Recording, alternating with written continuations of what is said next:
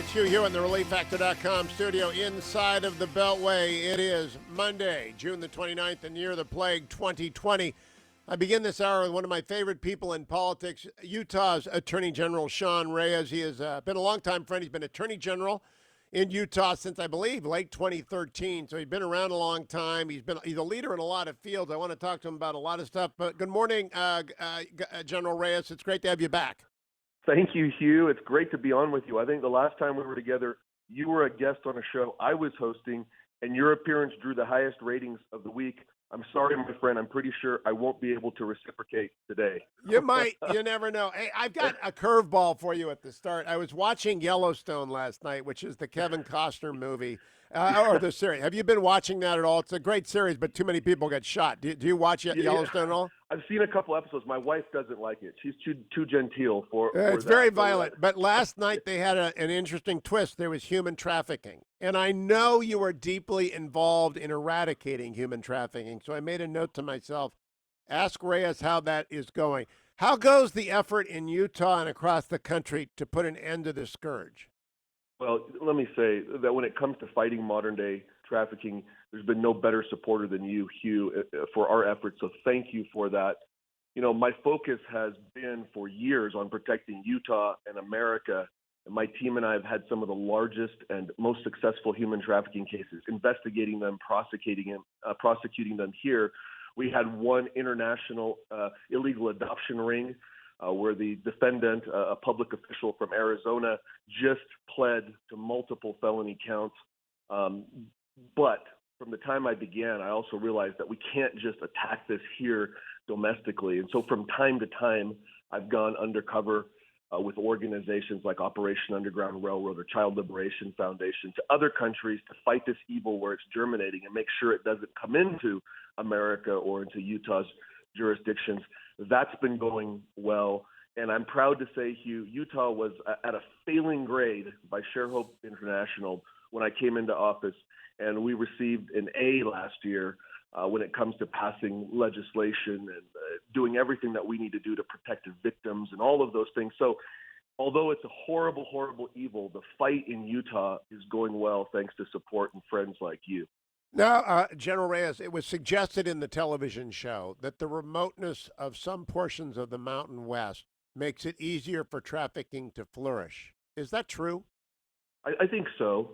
I think anywhere where there's isolation and there's less scrutiny, predators take advantage of those types of things. So Utah has its own challenges. That's not to say that the very urban districts don't have their own set of challenges, but I think that's true. The other issue is Utah, like other less populated states, they tend to be really trusting, and so people just don't really believe that this kind of evil exists in their own backyard, and it does, and it does in every single state in the U.S. So, well, I know that the Church of Jesus Christ of Latter-day Saints and Operation Underground Railroad is very active with my friends at International Justice Mission and others in eradicating it. But I know you lead it, and so my hat is off to you. Let me turn to your second area of expertise before we come to the virus. That is big tech. Now, Josh Hawley and you, when you were attorney generals together, sort of led the effort to bring this into focus. And I know you're working with our friend in Arizona and our friends in Texas, and Ken Paxton and Mark are great friends of the show. Does the Attorney General group have a grip on how to approach big tech so that they act responsibly in the marketplace? Yeah, and let me be fair and clear. There are many things that big tech, like all tech, can provide that are helpful to make our lives better, to make our lives easier. And big tech is tech is developing and going down that road, whether it's AI or Internet of Things or autonomous vehicles. And so the trick is to find a balance and to make sure that we hold them accountable, to make sure that they don't exploit personal private data from our citizens and our clients and monetize those in a way that's unconstitutional, that's illegal. But at the same time, not inhibit innovation. Big tech spawns a lot of other opportunities.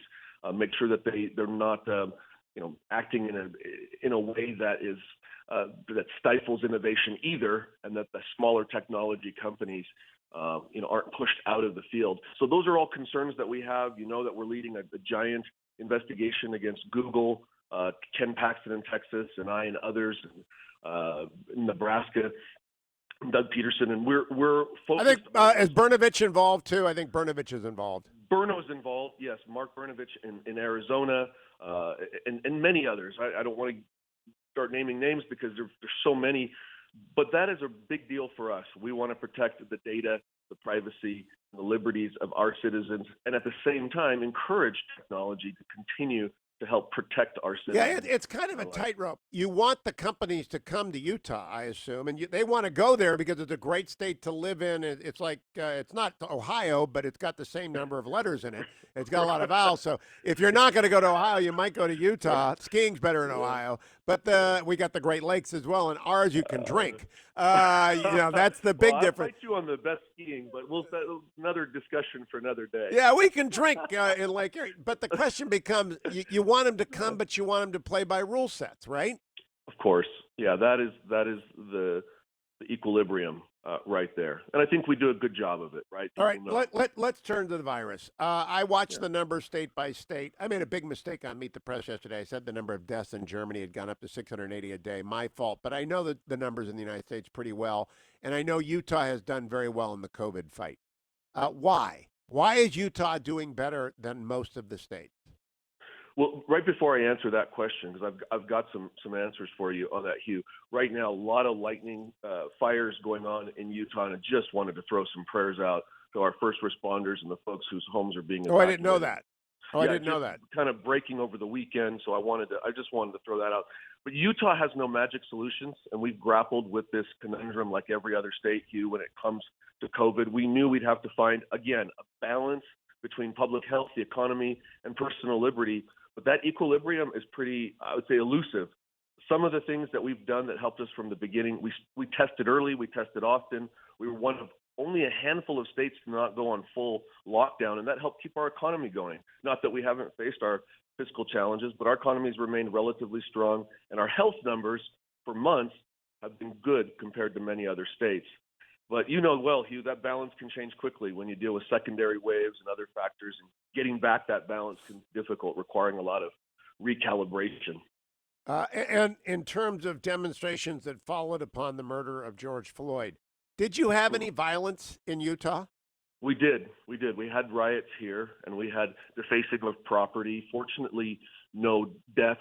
But yeah, even injuries. Some of my own men and women who were sent to respond in my law enforcement men and women to help protect citizens and help protect property were hurt, a number of them in different ways. So yes, I think Americans want prosecutions of violent people. I think they do. Are those going to follow in Utah, Attorney General Reyes? Yes, I believe they are. Those weren't in my jurisdiction, but I'm confident that they will. Utah's a law and order state, and even though, again, many of us sympathize with the underlying reasons for protesting, Utahns are very supportive of peaceful protests like many Americans. But then when you get into the violence and the lawlessness and then even further tearing down of statues and other manifestations of that, that's where we draw the line. Now, along with 96% of the Republican Party, you are a strong supporter of Donald Trump. As you go out and explain why and you pitch his reelection, what is the argument you're making? Well, the first thing is the economy. We got to the hottest economy in the history of the world because of the deregulatory, lower taxes policies that he helped lead. And now no one saw COVID coming the way that it's come, devastated economies. We need him to be able to pull us back and restore that economy. Joe Biden is not equipped to do that. And you look at other leadership issues, since you raised the George Floyd case, again, the country went from condemning that universally.